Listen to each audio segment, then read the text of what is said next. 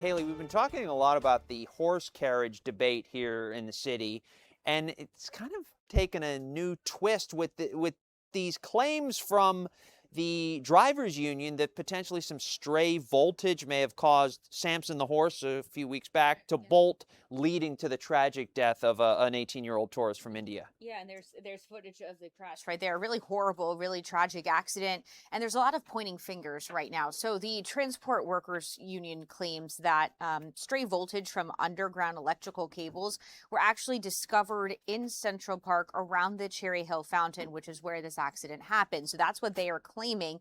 A carriage horse owner, stable owner, testified actually before city council 2 weeks ago and said that the horse Samson acted as if he was electrocuted when he bolted. We actually have his testimony if you want to listen to it because it's really eye-opening. Yeah, let's take a listen to that.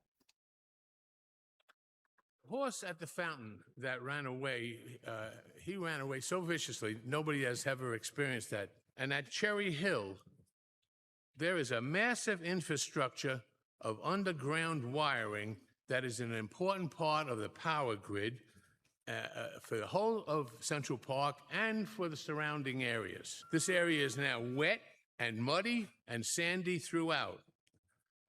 Wet sand is highly conductive to electricity. You need to summarize your testimony. Okay.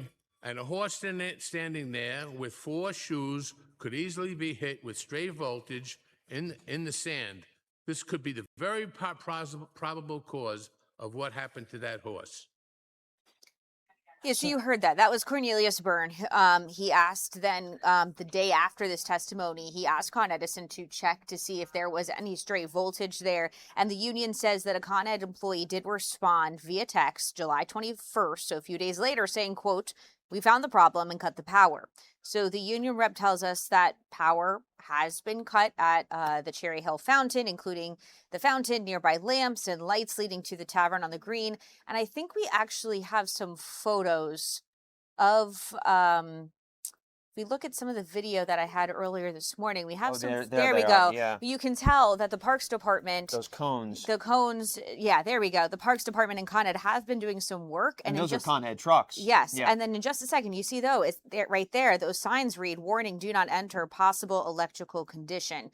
So Con Ed, we did reach out to them. Con Ed did say that they detected what it's described as, quote, "very low levels of stray voltage in the area."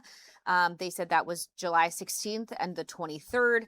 They did direct us, though, to DOT for any further questions. We've reached out. We haven't yet heard back. So this is not just the drivers union making this claim. Con Ed itself is acknowledging that, yes, there was this stray voltage detected on July 16th and 23rd. Whether or not that was the case when the accident happened in June remains to be seen. But if they're just starting to do work now, the union saying this was a problem a few weeks ago.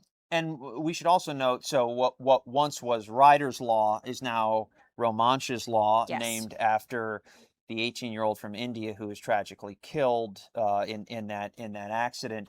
That bill is still pending before the city council. As far as we know, no vote scheduled yet. Correct. And what the union is now asking for, they're not even asking for the bill not to go through necessarily. They're just asking for a full investigation before a bill is passed, because I think the direct quote from the TW vice president said that it's horrifically unfair to eliminate the jobs of 200 overwhelmingly immigrant workers industry without allowing a full investigation to be conducted.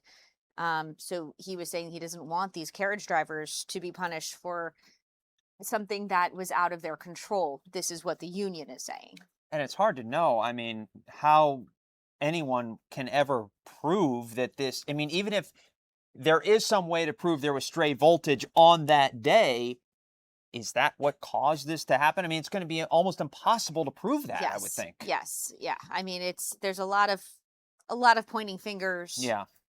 Such a heated issue. Yes. We're talking about people's livelihoods, but we're also talking about a century-old tradition here in the city that some people don't want to see go. But well, and a life. I mean. Absolutely. Yeah. Absolutely. Yeah.